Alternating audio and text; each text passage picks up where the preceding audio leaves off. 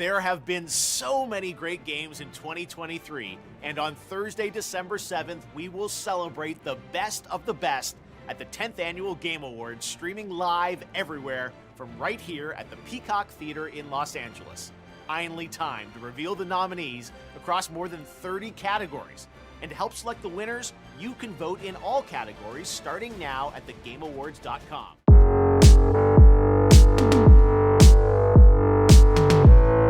Hello, gaming enthusiasts and my friends. This is Jesus from Jesus Gaming and Podcast, and it is that time of the year where gamers reunite to celebrate the best of the gaming industry. And to be honest, I did miss the Golden Joystick Awards, which is an L for my part. I'll be doing a proper content about that legendary event that deserves to be as highlighted as the Game Awards as we are doing today. This video obviously was made in base of what was announced for this year's 2023 celebrations with all the nominees. And without further ado, let's have Jeff Keithley to describe which are the categories and all the nominees within the categories. And then obviously I will be casting my vote. For Best Performance, the nominees are Ben Starr as Clive, Final Fantasy XVI, Cameron Monaghan as Cal Kestis, Star Wars Jedi Survivor, Idris Elba as Solomon Reed, Cyberpunk 2077, Phantom Liberty, Melanie Liebert as Saga Anderson, Alan Wake 2, Neil Newbon as Astarion, Baldur's Gate 3, and Yuri Lowenthal as Peter Parker, Marvel's Spider-Man 2. Best Performance, and this is going to be a difficult one. We got Ben Starr from Final Fantasy XVI, Cameron Monaghan from Star Wars Jedi Survivor, Great Idris Elba of Cyberpunk 2077, Melanie Liebert from Alan Wake 2, Neil Newbon from Baldur's Gate 3, and Yuri Lowenthal, Marvel's Spider-Man 2. Yes, indeed, this is going to be a difficult one. I can't just look at any website. I can't ask nobody because this is completely on your take on the voice acting from each and every one of them. From what I heard and read, all of them, especially Idris Elba, they are top-notch actor. Yuri Lowenthal really sold really well Peter Parker. Well, we'll go with the bias route. I'm going Idris Elba, Cyberpunk 2077, Solomon Reed. Best ongoing game, the nominees are Apex Legends, Cyberpunk 2077, Final Fantasy XIV, Fortnite, Genshin Impact. Best ongoing games, Apex Legends, Cyberpunk 2077, Final Fantasy XIV, Fortnite, and Genshin Impact. Okay, neither Apex Legends, Final Fantasy XIV, Fortnite, and Genshin Impact are strangers for this category. The main one here is Cyberpunk 2077, and of course, with the entrance of the expansion of Phantom Liberty, I think that probably maybe the game deserving of being on this category. Basically, to be fair, none of the games that I mentioned deserve to be here as Cyberpunk 2077. This is, I think, the only chance we're ever going to see Cyberpunk 2077 in a best ongoing game.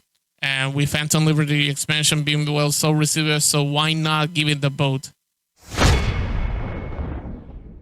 In the category of Best Multiplayer, presented by Discord, Baldur's Gate 3, Diablo 4, Party Animals, Street Fighter 6, and Super Mario Bros. Wonder. We got the Best Multiplayer, Baldur's Gate 3, Diablo 4, Party Animals, Street Fighter 6, Super Mario Bros. Wonder. It is obvious that Baldur's Gate is in multiple categories. Diablo 4, of course, deserves to be here.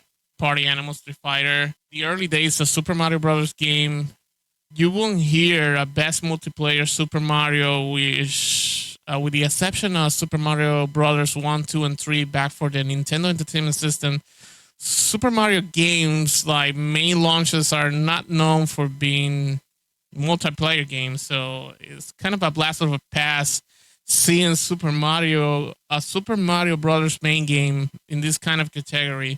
But not because of that is gaining my vote. And I don't want to go straight up to Street Fighter 6 just because it is a new game and the game is doing well as far as the recording of this. So it led me to Party Animals, Diablo 4, and Baldur's Gate 3. But the thing with Party Animals is yet another battle royale mumbo jumbo kind of thing, and it's like Fall Guys not falling but having guns to shoot people and being dressed as animal. So I guess that Diablo 4 deserves the opportunity here. My brothers are actually playing. I haven't played the game yet, and most of my friends have been happy since the beta days of the prior to the release. So I think that that's enough for me to go with that data that I have available to cast my vote. Nominees for Best Art Direction are Alan Wake 2, Hi-Fi Rush, Lies of P, Super Mario Bros. Wonder, and The Legend of Zelda Tears of the Kingdom. Best Art Direction, we got Alan Wake 2, Hi-Fi Rush, Life of P, Super Mario Bros. Wonder, and The Legend of Zelda Tears of the Kingdom. I won't vote for Zelda here.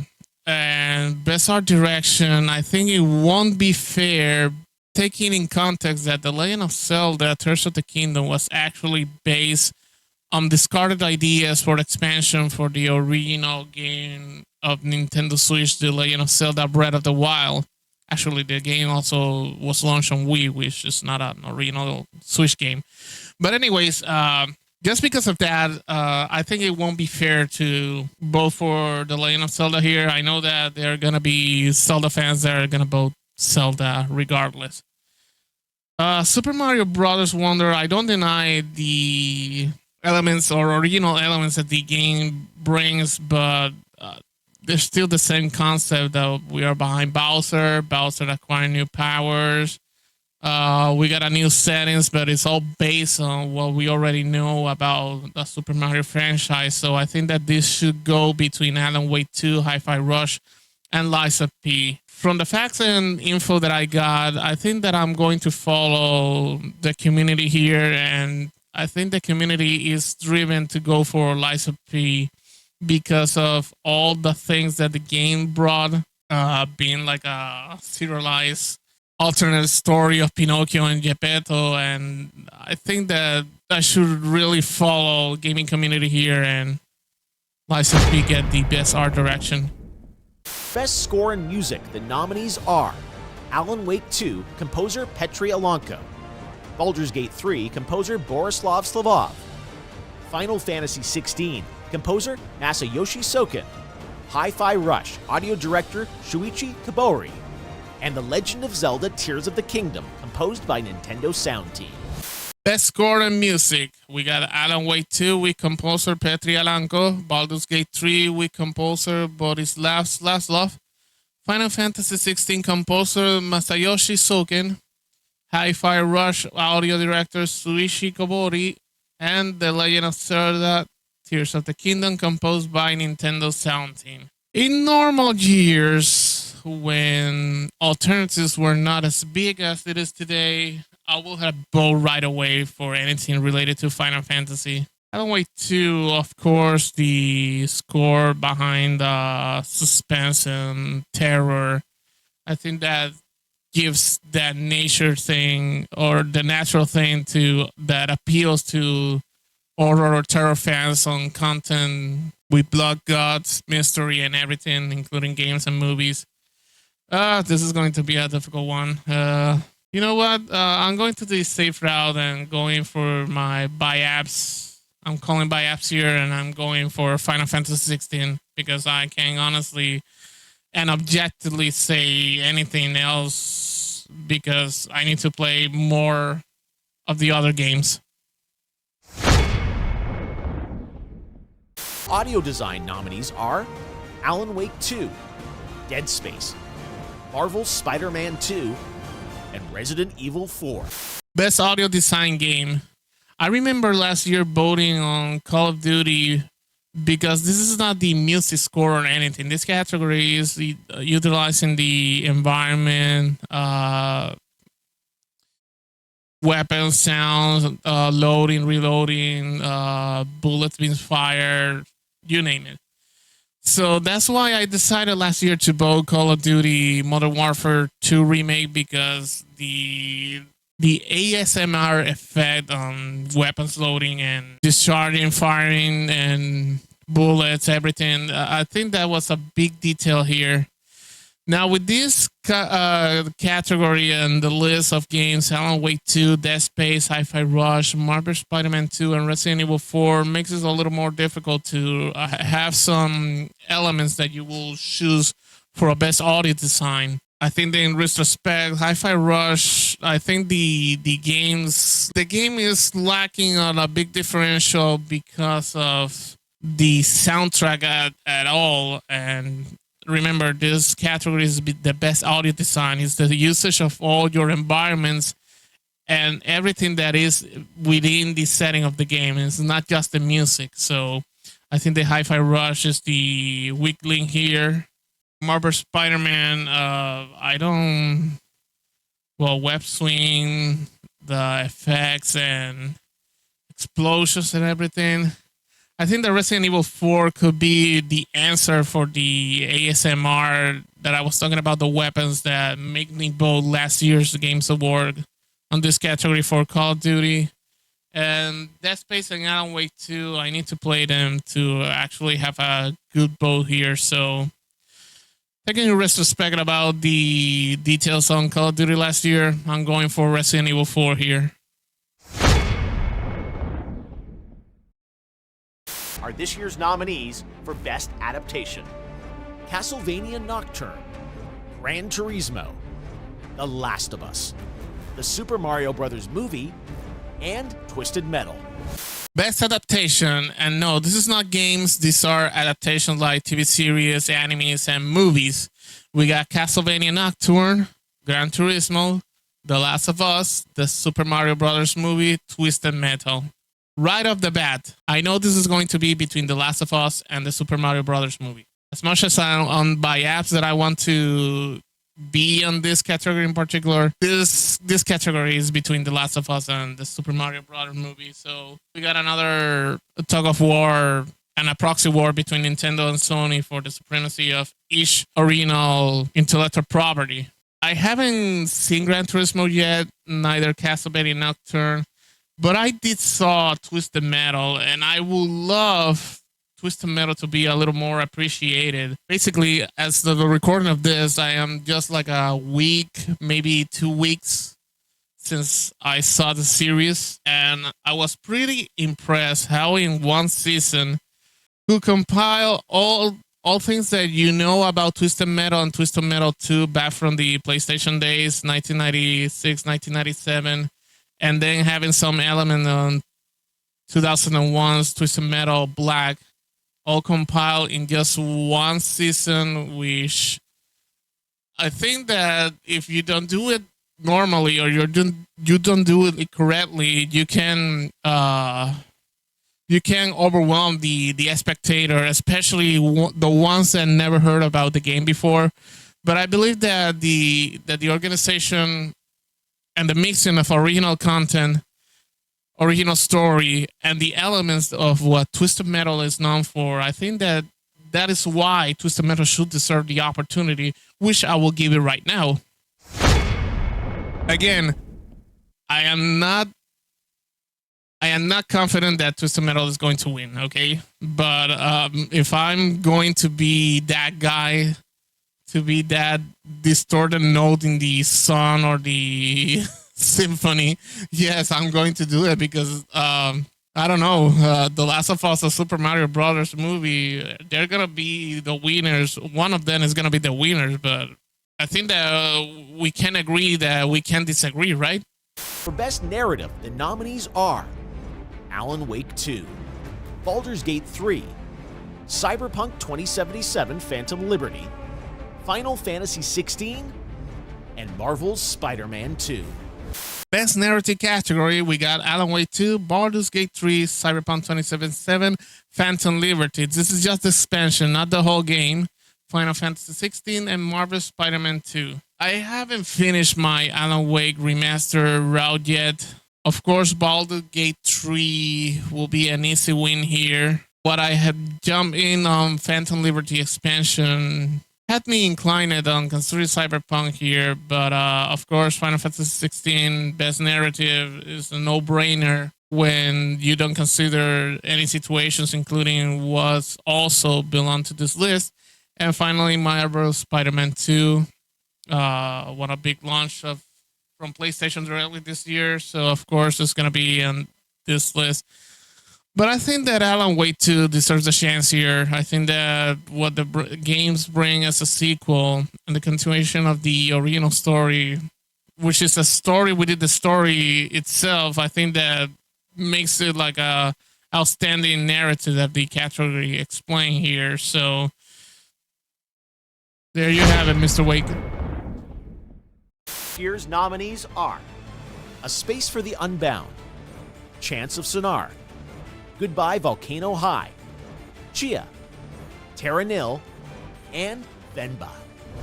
Games for impact. I have been avoiding games that touch social aspects. I'm trying to get away from the social drama of real war, so I'm not too eager to have that on gaming because gaming is my escape from real war.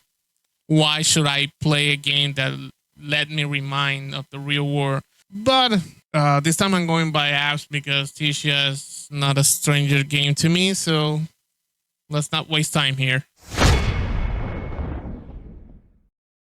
Independent game, the nominees are Cocoon, Dave the Diver, Dredge, Sea of Stars, and Viewfinder. Best independent game. We got Cocoon, Dave the Diver, Dredge, Sea of Stars, Viewfinder. Well, honestly, I haven't read anything about Dave the Diver, Viewfinder, Cocoon, and Dredge. If by already this part we haven't seen the indie developers category, well, spoiler, I made some little homeworks on these three games, but I'm not doing it at this time because I'm already voting for Sea of Star. I'm a little biased because I'm already have some data from friends that this game that I should really consider to be next on my queue for playing. Actually, I got the game installed, but I haven't jumped in yet. Mobile game. The nominees are Final Fantasy VII Ever Crisis, Honkai Star Rail, Hello Kitty Island Adventure, Monster Hunter Now, and Terra Nil. Best mobile game, my weak category because I'm trying not to play so much from a smartphone. Although I made an exception with Free Fire a few weeks ago. I don't know why I'm bringing that up, but anyways, Final Fantasy VII Ever Crisis, I haven't jumped there yet. Hello Kitty Island Adventures. The heck, Hello Kitty? It's been years since the last I heard about Hello Kitty. Pochaco. I'm not. Oh, there's Pochaco right there, and there's I forgot the name of the frog. Keropi, the the black bird. Always crack me up. But anyways, Honkai Star Rail, Monster Hunter Now, and Terra Nil. I'm going to boil Honkai Star Rail because I'm interested in playing the game, but I haven't. Gosh, I haven't even got away from the tutorial part of Genshin Impact. But anyways, there you go. Nominees are Baldur's Gate 3, Cyberpunk 2077, Destiny 2, Final Fantasy 14, and No Man's Sky. Best community support, and boy, this is going to be a tough one.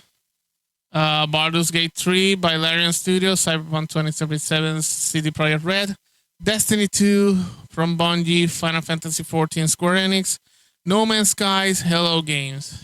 Yes, I know the controversy around Bungie. Bungie made some difficult decisions, but make a stupid decision on telling or not doing or saying something stupid. Is saying something so uncalled for in moments that you shouldn't said what you said. I'm not discussing that in this video here, But normally I will have vote for Destiny 2 because I'm a fan of the game, but I think that in support for everything that has transpired during the layoff runs of Bungie, I think that I'm gonna just forgo voting on Destiny 2. You know why I'm voting? I'm just going straight to the point. I'm voting Cyberpunk 2077, not just because this is the only chance we ever seen this game or anything from CD Projekt Red until they launch a next big thing here, but the story behind the launch and also the development of Cyberpunk 2077, I think it's like a story of foolishness and redemption from CD Projekt Red, and I think that having landed the best community support in the Games Award 2023 category, I think that speak to itself how CD Projekt Red wanted to redeem themselves on what had transpired on everything between the launch and the support and fixing the game while the game was still high on the marketing, and obviously all the 2 years sweat and blood paid off. GG CD Projekt Red, you got my vote here.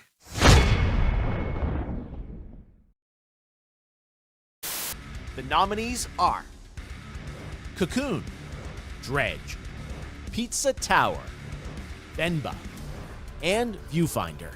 Best debut indie games. I would love to be more aware of the indie gaming studio, and I'm a guy that believes that indie games can actually be the savior of the gaming industry. But I know that I need to do some homework about indie games because I have no idea about these games.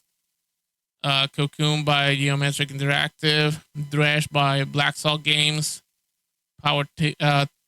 Pizza Tower by Tower de Pizza, Venba by Visa Games, and Viewfinder by Saddle Studios. Like I said, I don't want to skip any votes because I don't have information. So let's see about Dredge. I think that I read about Dredge a while ago. Well, according to Steam, Dredge is a single-player fishing adventure with a sinister undercut. Sell your cash, upgrade your boat, Dredge, and the depths of our long buried secrets, explore the mysterious archipelago, and discover why some things are best left forgotten. Reviews, it has some very positive, overwhelming positive. From Jeep Car Scene, the leaked gameplay design of Limbo and Inside Cocoon takes you on an adventure across world within worlds. Master world leaping mechanics and solve intricate puzzles to unravel a cosmic mystery. Actually, the mechanics aspect and following the evolution of your character, which is based on a bug that got out from the cocoon. I think that we got a runner up here. Let's see the reviews, overwhelmingly positive in both categories, recent and overall reviews. Pizza Tower. Pizza Tower is a fast-paced 2D platformer inspired by the Wario series with an emphasis of movement, exploration, score attack, featuring a highly stylish pixel art inspired by the cartoons from the 90s and a highly energetic soundtrack. Okay, if I was up for only the nostalgia of the 90s, with the animations from the 90s and that basically that you could tell right away that this is based on Wario's original games from the Game Boy. He will take my vote, but for now, Cocoon is the runner-up, and second place Pizza Tower. Yeah, is going for the second place. Okay, it's the turn of Venba. Venba is a short narrative cooking game where you play as an Indian mom who migrates to Canada with her families in the 1980s. Players will cook various dishes and restore lost recipe, hold a ration conversation, and explore in this story about family, love, loss, and more. I have honestly tried to avoid games that take so much emotions from you, and you're kind of tired of all the problems that currently society have, and then you're trying to have some fun with gaming, and then you have a game that simulates a reality that, while it is a past, it was yet another reality that families face it on because, of course, this game is based on true stories because you can just make something out of nowhere. So I don't think that I'm voting and not even having this on third place behind Pizza Tower, despite very positive votes overall and review. And finally, we got Viewfinder. Challenge perceptions, redefine reality, and reshape the world around you with an instant camera. Viewfinder is a new single player offering gamers hours of interesting and fun experience while uncovering the mystery left behind. What mysteries? Kind of a Resident Evil puzzles. Nice.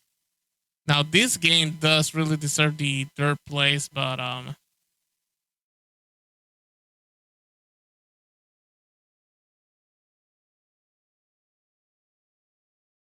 very positive in both overall reviews and recent reviews. I think I made my decision and I'm going for Cocoon this time. Pixel Tower. If Pixel Tower would have been like not the only one in this category, that we got some wacky games with nostalgia mechanic behind the strategy of engaging gamers, I will have both for Pixel Tower, but I'm going for Cocoon based on all what I have read. Best VR AR game, the nominees are Gran Turismo 7, Humanity, Horizon Call of the Mountain, Resident Evil Village VR mode, and Synapse. Best virtual reality, augmented reality, and honestly, I'm going by apps here. Immediately, I'm going by apps here. Gran Turismo 7, Horizon Call of the Mountain, Humanity, the VR mode of Resident Evil Village, Synapse. So I'm by apps here. I'm going for Resident Evil Village because it's the only game that I have played.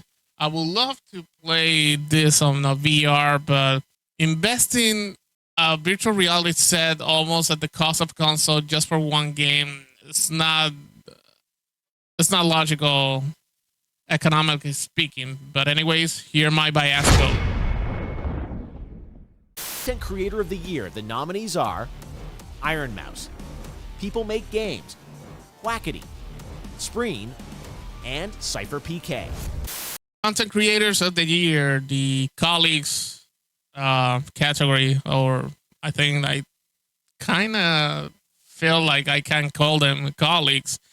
But unfortunately, despite being colleagues, I don't know any of them. I think I'm going for People Make Games. I don't know them, but People Make Games, that's how you describe your channel, then you got my vote.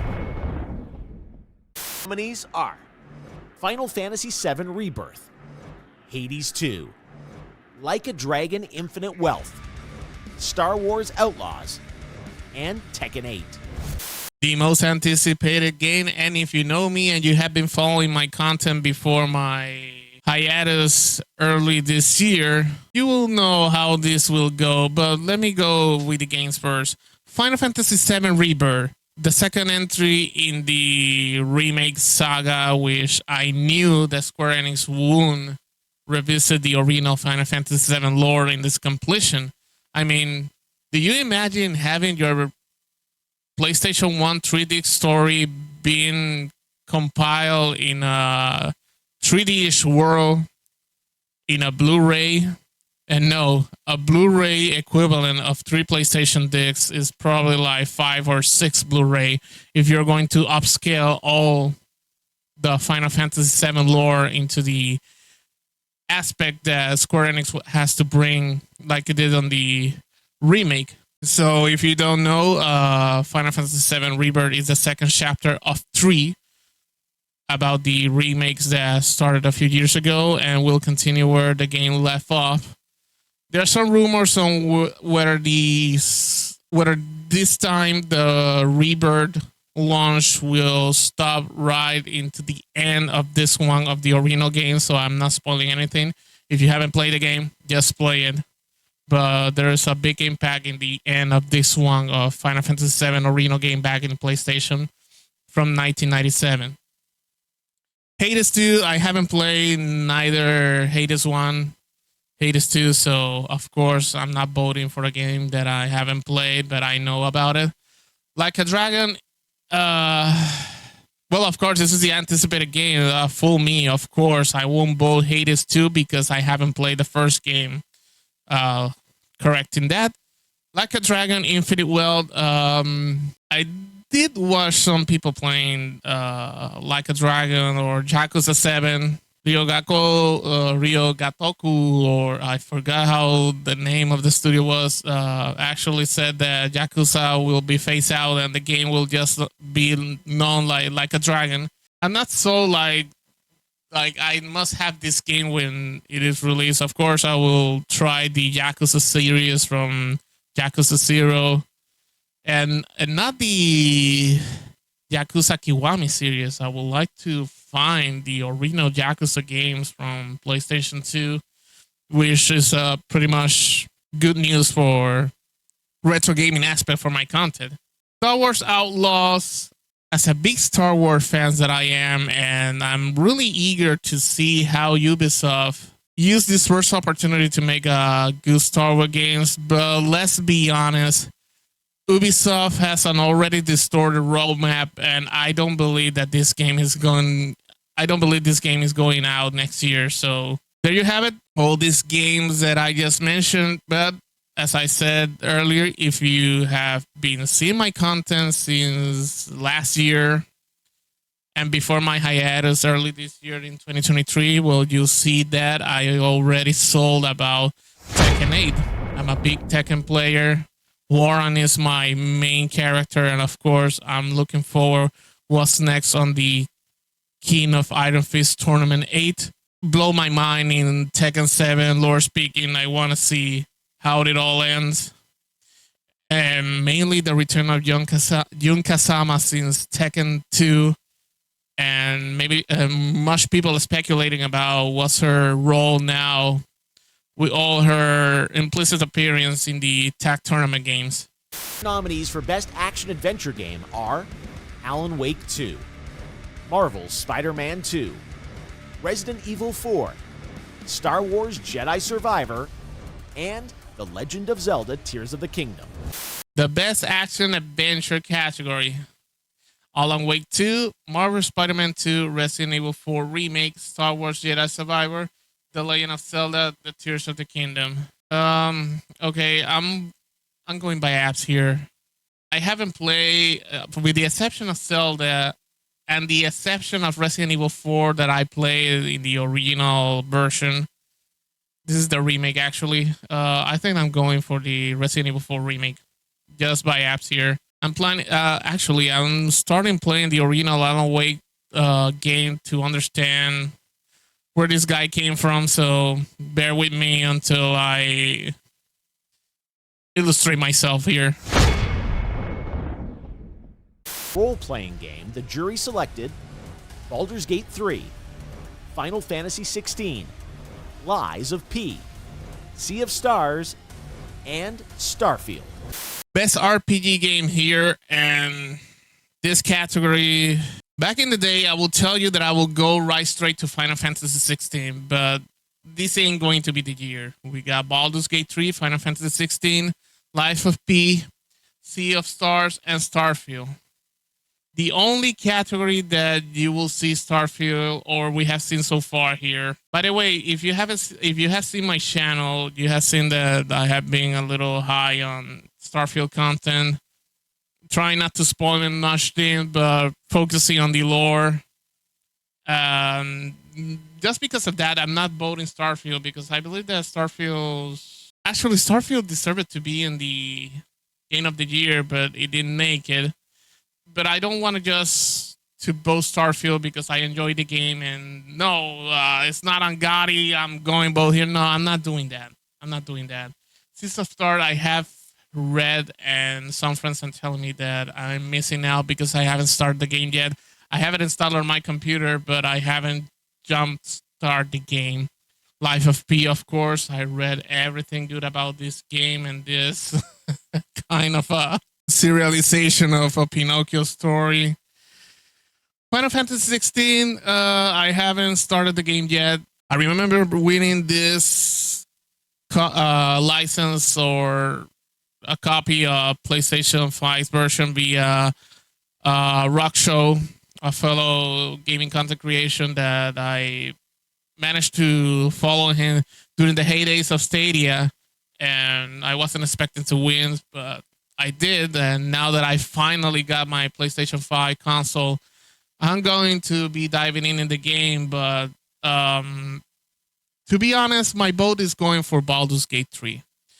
Baldur's Gate 3 really attached what classical RPG means, what classical RPG should remain, and why you shouldn't believe that a game that says RPG is not a real RPG game. You want to go for a real RPG game? Baldur's Gate 3 and Final Fantasy 16 is a big example. But for 2023, the highlight for RPG goes to Baldur's Gate 3. And no, the game just released this year, but it doesn't mean that people haven't already got the notion of the game. There was an early access to the game that was sold in a full price. And yes, with each update, you lose your progression, but people just got the notion on what Larian Studio was doing to this game, and basically they just wanted to have the essence of Dungeons and Dragons within this game, obviously taking an advantage of all the current gaming technologies. All that maintaining the elements of what a role-playing game should mean. And that is why I think the Baldur's Gate 3 does deserve being the best RPG of the Games Award 2023. The best fighting game. The nominees are God of Rock, Mortal Kombat 1, Nickelodeon's All-Star Brawl 2, Pocket Bravery, and Street Fighter 6. Best fighting category. This is going to be an interesting one when I see the event live. God of Rock, Mortal Kombat 1, Nickelodeon All-Star Brawl 2, Pocket Bravery, and Street Fighter 6. Let's not fool ourselves. This is between Mortal Kombat 1 and Street Fighter 6. I know that Nickelodeon All-Star Brawl 2 have fans, and I am amazed that this game has fans. To be honest, I'm really amazed. I'm not a 2000s kid. I'm a 80 baby, 90s kid, 2000s teen, and early adult. So that is why I'm impressed on how popular Nickelodeon All-Star Brawl really got, because this is just a Super Smash Bros. Freaking clone. So, Mortal Kombat 1 or Street Fighter 6. I am eagerly awaiting my first opportunity to have both of them, but I will go to Mortal Kombat 1. Why? The story behind Street Fighter 6, well, I know that Capcom wants to captivate the social aspect of the game, which is a really good idea, to be honest. I'm sold on that on Street Fighter 6.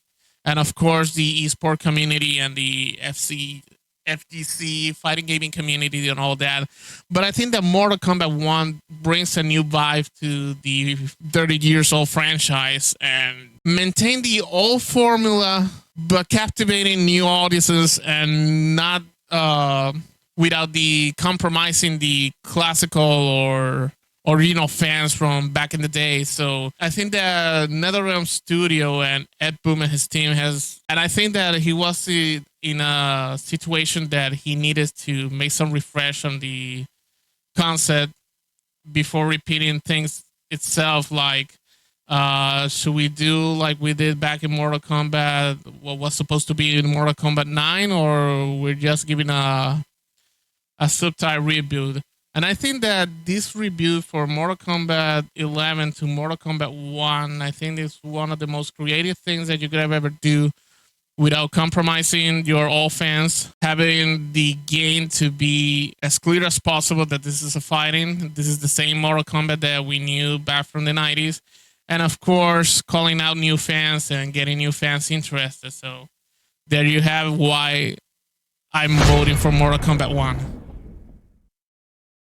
Nominees for Best Action Game are Armored Core 6 Fires of Rubicon, Dead Island 2, Ghost Runner 2, Hi-Fi Rush, and Remnant 2.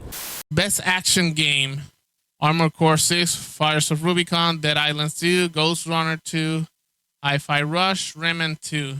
All games are part of my backlog of new games, but I will go with Armored Core 6 because I'm a big fan of Armored Core. I'm a big fan of mecha games. I'm a big fan of this kind of action games.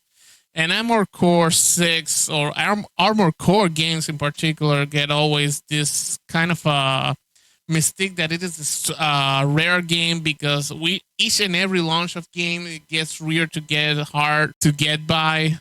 I'm trying to buy the original 3 games for the PlayStation 1, and I haven't found them below the $50 prices, which is a little hefty to me. The mysticity of Armored Core, it has always been appealing to me. The rest of the game, Hi-Fi Rush and Ghost Runner 2, I'm eagerly waiting to play both games. Equally with Remnant 2. Dead Island, I had never played Dead Island. I know that this sequel has been a long wait. Kudos for being part of the consideration of Best Action Game of the Game Awards, but I'm going to Armored Core 6.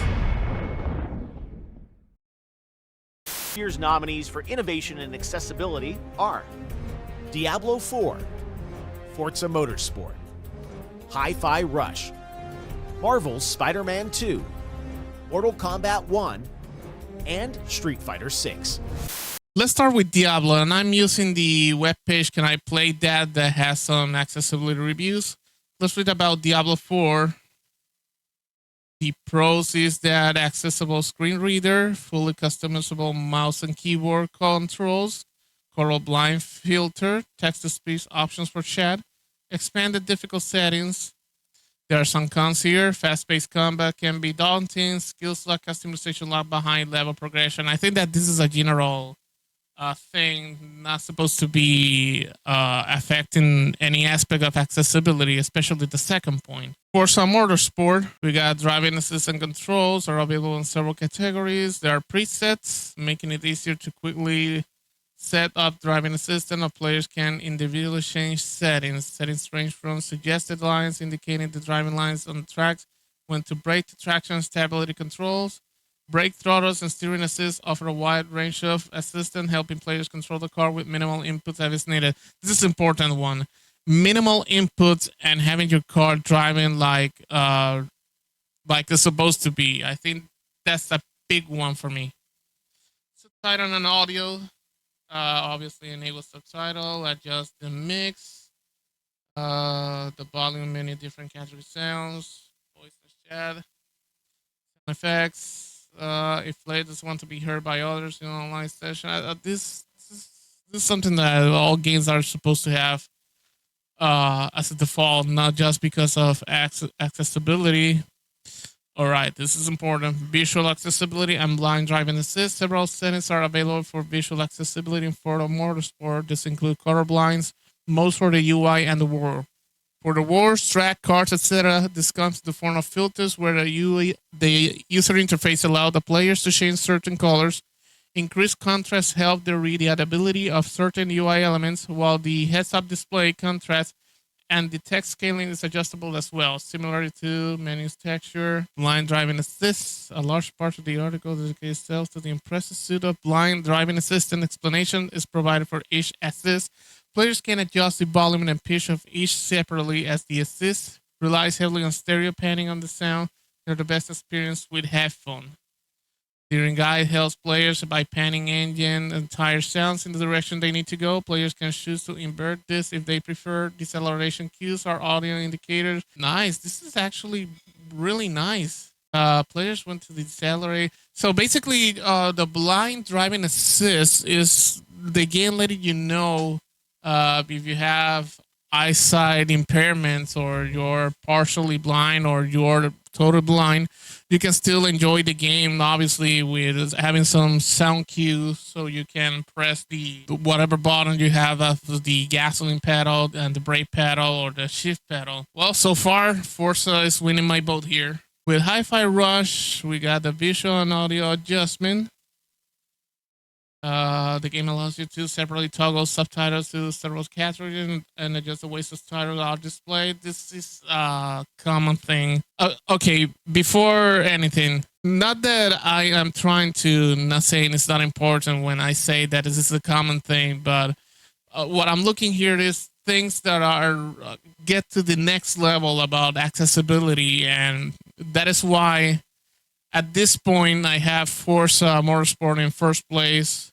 Let's see if Hi-Fi Rush can steal the second place for Diablo 4, just because they are the only two games that I review via this website. All right, we'll carry on. Visual and audio adjustment. The This can allow you to separately toggle subtitle for several categories. To help players follow the beat, a companion hovers over shy shoulders showing the beat they gain allows you to choose several types of visualization to this effect. Now we're talking about. Additionally, Rhythm Assist is available to visualize the beat across the bottom of the screen and providing a live flow of the beats. Now we're talking. For colorblind players, Wi-Fi Rush also has several colors setting for protanopia, deuteranopia, and tritanopia. The strength of this setting can be adjusted. Now there you have it. And Hi-Fi Rush. I need to read more, but Hi-Fi Rush already won the second place. Reducing inputs to customize the input to your preference. The controller presets are available. Aside from this preset, you are able to remap the controls, excluding the stick function. Left is to move, right is to camera. You are able to adjust the sensitivity of the stick for mouse and keyboards. Users that all. It seems that all controls are remappable. Okay, this is a common thing. Also includes two innovative modes to read those bottom presets. PlayStation Studio Games has been known for highlighting the accessibility, and I know that Insomniac Games is no exception with Marvel Spider-Man 2. So basically, we got the challenge level modifiers and gameplay assist, which is a kind of a mixture of a common thing like an easy, medium, and hard mode, but more look into for gamers who that has some special needs and cannot be challenged like normal where you normally will challenge a player. Match the challenge to the player needs or preference. Several modifiers are available. This respectively allows players to adjust enemy health, damage, and stealth awareness. Chase assist lower the speed of the target and help players to track them more easily. As we found out last month, no, this is something, I think this is a review, not an official list. All right, let's go for the controls. Specific swings assist allow players to make easier to navigate by web swinging. Steering assistant can reduce the effects of the physics, making it easier to swing. So current time scale can reduce the game speed during transition. This is important because people can get dizzy in this kind of game, especially if you have Peter Parker and Miles Morales swinging like crazies between buildings with web swinging. Some people can feel dizziness, and I think this is one big aspect here that should make it less disoriented to go around corner speed. And I will add the dizziness aspect.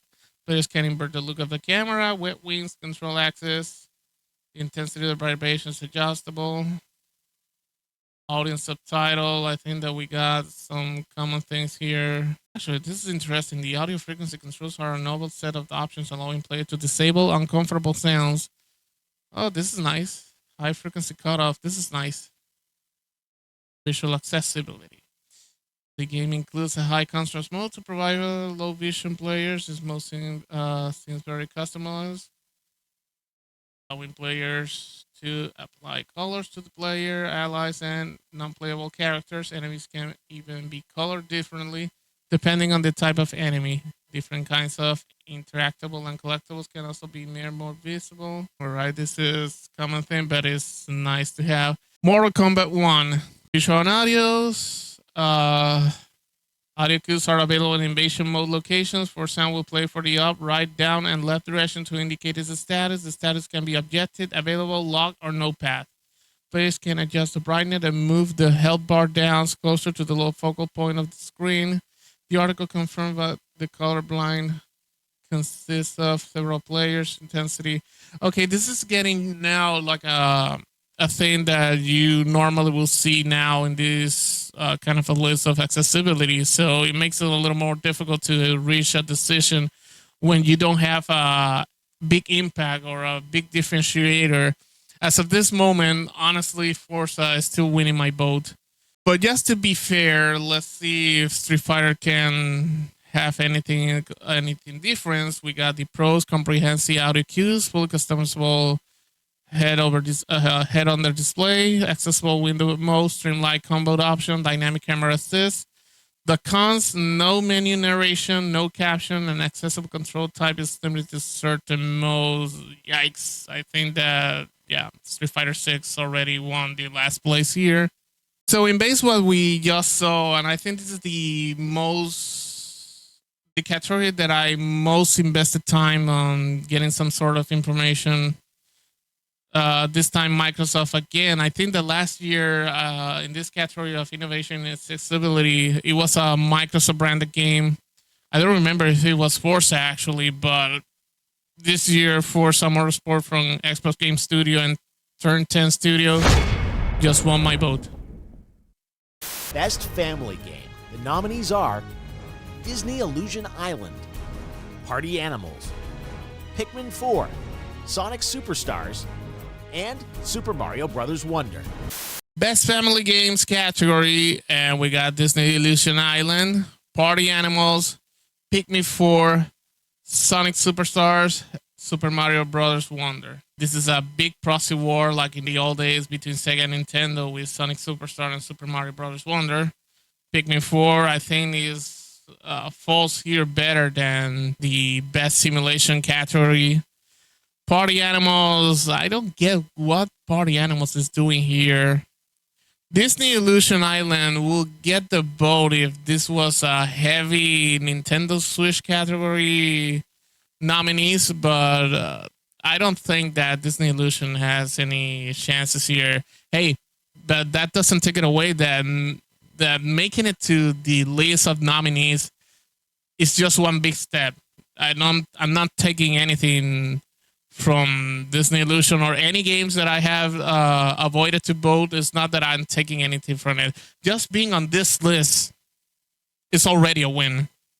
It just made it even sweeter to be selected, obviously. This is kind of a difficult one because a Sonic game to be called Best for Family when Sonic is a cocky hedgehog that can run and make fun of a poor old bastard doctor who just wants to destroy the world with robotics. So I don't know what's that for family.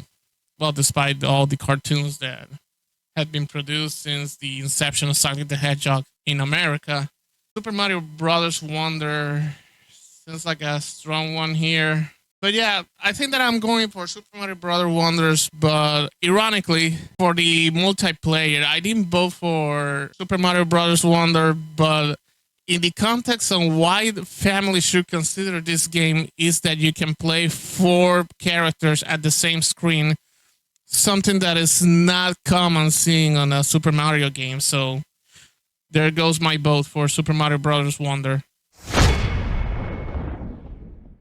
Best Sim Strategy nominees are Advance Wars 1 and 2 Reboot Camp, Cities Skylines 2, Company of Heroes 3, Fire Emblem Engage, and Pikmin 4. Best Simulation Strategy category, we got Advance War 1+2 Reboot Camp, City Skylines 2, Company of Hero 3, Fire Emblem Engage, Pikmin 4. Pikmin 4, I had never been fond of Pikmin, not even the original Pikmin back in the Nintendo GameCube, so no, Pikmin is not gaining my vote here. I haven't tried City Skylines yet, not even the original game, but from what I'm reading and the opportunity that I have to see the original game when it was offered back on Stadia Pro with Google Stadia, pretty much people have been saying that if the SimCity will have continued being sold or being developed to this day, practically City Skylines is what SimCity will have looked. Yeah, I'm sold with that. Here, these 5 games are nominated for Best Sports Racing. EA Sports FC 24, F1 23, Forza Motorsport, Hot Wheels Unleashed 2 Turbocharged, and the Crew Motorfest. Best Sport Racing category. I am not surprised about EA Sport or Electronic Arts really wanting to win this one, mainly to EA Sport FC 24. Quick recap here. This is the first year since the FIFA and Electronic Arts are no longer a thing. The legendary 30-plus year agreement ended with FIFA 23 after both organizations couldn't reach a new agreement to have a FIFA branded game, and EA Sports decided to just launch EA Sports FC 24 with everything that they could have as licensees without the intervention from FIFA. So basically, Electronic Arts would love to win this one. And F123, developed by Codemaster, but remember that Codemaster was bought last year by Electronic Arts, so technically this is EA Sport Games. We got Forza Motorsport from Microsoft, Xbox Game Studio, developed by Turn 10, Hot Wheels Unleashed 2 from Milestone, and the Crew Motorfest. I don't want to go with the route, let's go to EA Sport FC, because all of them are racing and just one sport. And I don't think that EA Sport will get some damage if it doesn't win Game Awards. So basically, from what I have seen, I don't think that Hot Wheels Unleashed 2 feels comfortable here.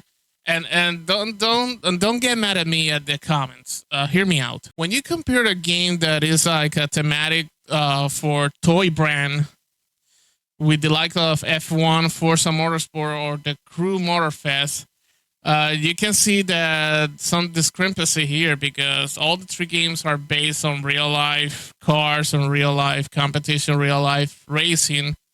Yet you got the Hot Wheels Unleashed 2 Turbocharged, which is based on car toys and tracks that you can assemble like the old days with your children. So yeah, the game is a racing one, but having the game line up with other games that simulate real life, I think that to me is not motivating to vote right now. So it will be between F1, the Crew Motorfest, or Forza Motorsport. I'm going for the Crew Motorfest, but not because I played the game or anything. I just want to have Ubisoft a little more pressure on getting their crap together in all their studios. And from what I heard and read, the team behind the Crew Motorfest really had been trying to have things on better control. They had been trying to deliver a game that really put them in this category, and being nominated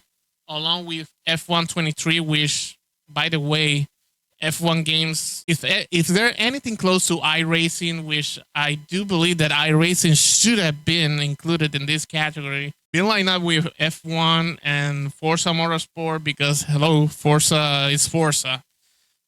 That means that the Crew Motorfest did its job, and that is why it takes my vote here. Esports game. The nominees are Counter-Strike 2, Dota 2, League of Legends, PUBG Mobile, and Valorant. Best esport game: Counter-Strike 2, Dota 2, League of Legends, PUBG Mobile, Valorant.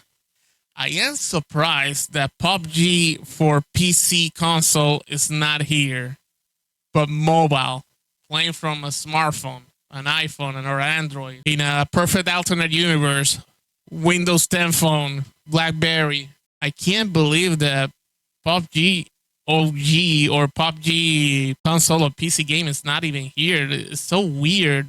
All this game and you got PUBG Mobile. I would like to take it that this is just an error or anything, but it is incredible. Quite honestly, it has been a good year for Counter-Strike 2 since its launch, but I don't believe that Counter-Strike 2 deserved the best esport game this year, as the game came not too close to, obviously, the deadline for gaming consideration, but the game was kind of a mix it in receivement, because there were people that play Counter-Strike since early days, and they believe that the game was really launched in a state that all this time that Valve took for development for the game, and the game felt so incomplete, or there were so many noticeable issues. So I don't think that Counter-Strike 2 is going to win this one. I think that this is going to be either between Valorant and League of Legends, both from Riot Games, and for the last few months I have seen Valorant movement, so I think that I should go with the movement, so my vote goes for Valorant. Sport athlete nominees are Demon One, Faker, Hydra, Imperial Hal, Ruler, and Zywoo. Best esport athlete, and I don't know any of them, so this is gonna be a little hard, as again I don't want to leave any category skip. We got Faker, League of Legends, Siwu, Counter-Strike, Demon 1 Valorant, Hydra Call of Duty, Ruler League of Legends, and Imperial Apex Legend. Again, I don't know any of them. I will go to the games, and I already buy apps here because this is the first esport category where I see Apex Legends. So I think that that's gonna be it. There you go. Best esports team, our committee nominated these teams: Evil Geniuses Valorant, Fnatic Valorant, Game & Gladiators Dota 2, JD Gaming League of Legends, and Team Vitality Counter-Strike. Best esports team: Evil Geniuses Valorant, Fnatic Valorant, Gaming Gladiators Dota 2, JD Gaming League of Legends, Team Vitality. Okay, we got 2 Riot games, 2 Valve games. No, actually, forgive me. We got 3 spots taken by Riot Games with Evil Geniuses, Fanatics, and JD Gaming. I know that it's not about Riot Games or the publisher. It's just that I'm trying to be as fair as possible because I don't know any of the teams. Then I had to go for the games, actually. And going for the game, we have 3 spots taken by Riot Games and 2 by Valve. Dota 2 is Dota 2, despite I haven't played it yet. Counter-Strike is Counter-Strike, Valorant is Valorant, and League of Legends is League of Legends. Do you know why I'm going for League of Legends? It's because I want the game to continue to have some perpetuity. I have seen an influx of content creators doing actually more League of Legends content, mainly Nick Merckx. For me, it was weird seeing Nick Merckx that you are more getting used or more used to seeing playing Fortnite or Apex Legends, and then you have him playing like out of nowhere League of Legends. So basically, that's really motivating that the game, despite already being a decade-old game, is still calling people's attention. So yeah, I think that League of Legends led me to vote for JD Gaming. Congratulations if you win.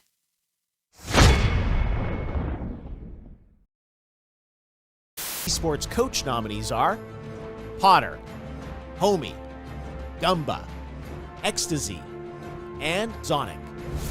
Okay, the best esport coach: Potter, Sonic, Gumba, Ecstasy, and Homie. Well, I guess since I don't know any of them, I'm going for the game. We got Valorant from left to right. We got Evil Geniuses Valorant, Team Falcons Counter-Strike, Florida Mayhem Overwatch, Team Vitality Counter-Strike, and JD Gaming League of Legends. Blizzard didn't renew the 2024 Overwatch season, and actually they bought all the team's contract. That subtracts the reason to actually not consider Overwatch. I think that Gumba should deserve a vote just because that now he needs to find a new outlet, thanks to Blizzard not having the tenacity to run another event without making or having some bleed on money, because that's, at the end of the day, is just that the League of Overwatch just bled money. But I do want to support the Counter-Strike community because, as I was going to say before, having this kind of a last-minute analysis about the Overwatch scene, is that Valorant and League of Legends, Riot Games practically controlling all the esport events and community since years ago, and no signal for stop. I think that we could have a break about Riot Games. You know what? Now I have a little conscience attack here, so I'm gonna vote for Gumba, but just because that he now needs to find a new outlet, or unless the Overwatch community can get some sort of recognition from Blizzard, despite not expecting any official support like money or funds or anything. But yeah, let's go without further ado and just Gumba having my vote here. The nominees for Best Esports Event are 2023 League of Legends World Championship, Blast TV Paris Major 2023, EVO 2023, the International Dota 2 Championships 2023, and Valorant Champions 2023. Well, the esport event, this time I'm going to be a little biased here. I haven't restarted playing League of Legends. Never heard of Blast TV Paris. Dota 2, never played Dota 2, and Valorant Champions, of course. This is something that was kind of foreseeable that these events were going to highlight this category. So, as a big fighting fan, big fighting community gaming fan, Tekken fan, of course, this vote is going to be by apps here, and I go for EVO 2023. That's it. Here's nominees are Alan Wake 2, Baldur's Gate 3, Marvel's Spider-Man 2, Super Mario Bros. Wonder, and The Legend of Zelda Tears of the Kingdom. Best game direction, Alan Wake 2, Baldur's Gate 3, Spider-Man 2, Super Mario Wonder, and The Legend of Zelda Tears of the Kingdom. Game Direction Award for Outstanding Creative Vision, Innovation in the Game Direction, and Design. Baldur's Gate 3, very complete game. A good example of what RPG games should be called for. Marvel Spider-Man 2, we already know the logic and the formula from the original Marvel Spider-Man and the Marvel Spider-Man Miles Morales. Alan Wake 2, of course, the continuation of an original game that became a franchise of its own. I think that The Legend of Zelda Tears of the Kingdom doesn't get behind on everything that goes for direction and creativity within the game. But I think I should go with the Super Mario Bros. Wonder because this is a new step and a new direction for any Super Mario Bros. Game and bring something new, utilizing a known and a classic formula. So, best game direction, Super Mario Bros. Wonder. Nominees for Game of the Year at the Game Awards are Alan Wake 2, developed by Remedy Entertainment, Baldur's Gate 3 from Larian Studios, Marvel's Spider-Man 2 from Insomniac Games, Resident Evil 4 from Capcom, Super Mario Bros. Wonder from Nintendo, and The Legend of Zelda Tears of the Kingdom from Nintendo. Boy, oh boy, oh boy, oh boy, the game of the year, and no, Starfield didn't land here. We got Alan Wake 2, Baldur's Gate 3, Marvel Spider-Man 2, Resident Evil 4, Super Mario Bros. Wonder, The Legend of Zelda Tears of the Kingdom. Well, back in February, we all knew that The Legend of Zelda Tears of the Kingdom was already Game of the Year nominee or part of the list. I am surprised that Super Mario Bros. Wonder is here, and hear me out. This is one of my takes here. Actually, I had to take so I can really finish up and wrap up things here. Super Mario Bros. Wonder, I don't get why you can objectively say the game that is a Game of the Year award material when you don't play the game, finish it completely on 100%, then go to a replay value. And I think that this kind of things, and this happened last year in the Game Awards with the introduction of the God of War Ragnarok, with just barely less than a week until the deadline to be eligible to be included to the list, and you got the game already listed as part of the nominees of the Game of the Year award. This is the same situation that I'm seeing with Super Mario Bros. Wonder. I think that the Game Awards had this tendency to bend the rules so they can comply, and then we got some content and we got a big list of games that are currently Game of the Year's award. Super Mario has not been that long to actually be considered to be objectively Game of the Year nominee. And it's not that it doesn't have the probability or the odds. It's just that in less than a week, how can you tell that a game is good? How can you tell that a game now in the post-PC era that we're living in, how can you be so sure that a game that probably needs minimal patches or hot fixes can be a Game of the Year material. I don't want to call out anything from the Games Award or anything like that or Geoff Keighley, but it's been really implicit that the organizers bend rules.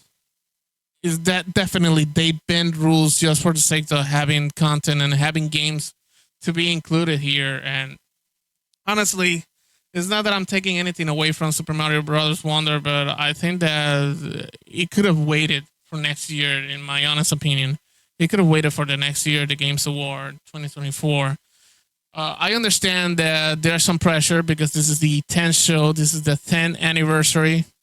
I began seeing the Games Award, I think, in the 7th edition. This is the 10th one, and my second as a content creator. So basically, I can understand the pressure that maybe Geoff Keighley is right now as the producer of the show and needed to have some game when basically 2023 was not a big highlight for gaming at all, with many factors, including the post-pandemic era that we are starting to work out. This current generation of gaming getting out actually from the pandemic saga. We are just in the middle of it, but we still haven't seen the consoles, not even the PlayStation 5 nor the Xbox Series X, to be really going to the stretch to have a game that is called the true representation of this current generation. And maybe I think that that's part of the situation that we are seeing here. But then we got and man, I don't really want to dive in so much into this because already by the time this video gets published, I think that there's going to be already thousands of discussion and threads on forums and social media. But I agree that Hogwarts Legacy deserved to be on one spot on the Game Awards, and the game completely being ignored in all categories. I think that it is the bad PR or public relationship that the Game Awards should have avoided and didn't. Why the reasons? I will not dare to speculate because there are already some people that speculated why, and it's the J.K. Rowling factor. I'm not diving in why she's a factor. She's the creator of all Harry Potter. She's the author of the books. She's the creator of the world, but she says some things that not everybody was happy with it, and unfortunately Harry Potter got the bullet. So I think that the Game Awards should have ignored all that. This is all about the gaming. In my opinion, this is all about the gaming. In my opinion, there are people behind the game, and you can say whatever you want about WB Games being as scummy as heck because of their parent company, Warner Brothers, Discovery, previously Warner Media, previously Time Warner, etc., etc., etc. But the thing is that this game was developed by people that has some creativity, has some love about what they're doing, and they basically laid it out everything to have the most appealing game as possible, no matter what you believe, no matter what you see the world as you see. And I think that Hogwarts Legacy was developed thinking on everybody because everybody can be at Hogwarts. I think that's the message that we should have get from the Harry Potter content through all these years. So about that controversy and why Hogwarts Legacy didn't make it to any of the category of the Game Awards, I think this is a big L for the Game Awards. Now, with that being said, Resident Evil 4 will get my vote if I going by apps here. Baldur's Gate 3, Alan Wake 2. Alan Wake 2 is not the case of Super Mario Brothers Wonder. I think Alan Wake 2 release kind of makes it like a latest entrant. Actually, if we are counting Mario Brothers Wonder as the latest entrance, I think that that's the place of Alan Wake 2. I don't know why Spider-Man 2 is here. And no, before I get negative comments from PlayStation Pro fans, it's not that I hate the game. It's not that I hate PlayStation. Heck, my PlayStation 5, I bought it with Marvel Spider-Man 2 as part of the Black Friday deal or the early Black Friday deal. If I hate the game, I won't even consider it. But I'm trying to maintain objectivity here. And hopefully you had paid attention to what I said earlier. You know what? I'm voting Baldur's Gate 3. Baldur's Gate 3 has been in development since 3 years ago as an early access. I mean, not that the game was just development in 3 years starting from scratch, but the early release in 2020, 2021, and then the continuous development of the game, that's what I should have said, really marks and give the example of how serious Larian Studio wanted the game to be as successful as possible. And obviously with the release of the game on the first stable version, and more so that people that pay for the early access didn't have to pay anything else. They just received the stable release in thanks for the support and the patience, because with each update you lose your progression and you have to start the game all over again. So basically, what Larian did here is that they gave the players the opportunity to try the game. If they could finish it up, they could finish it up. But when the game's first release or first stable release got in the public, everything will be in the same status. So there wasn't going to be like an instant super player or anything. Everyone will have started from day one. I think that many of the aspects of the game and having like a big Dungeons and Dragons in the 2020s in gaming or video gaming, like console and PC, I think that that's one of the highlights that I can give to Larian Studios. And with that, they won my vote for the game of the year. Well, there you have it, friends. We got all the votes for the 31 categories for this year's The Games Award 2023 on its 10th edition. Remember that this is completely my opinion, my choices. I'm not expecting to be 100 correct. I can be wrong, of course. We're all going to see when the event go live. So be aware of it, and I hopefully will have some reactions when everything is said and done. I hope you enjoyed this voting, and let me know in the comment what you think about this. Thank you so much for hanging out with me. This is Jesus from Jesus Gaming Podcast. Have a good one, health and success.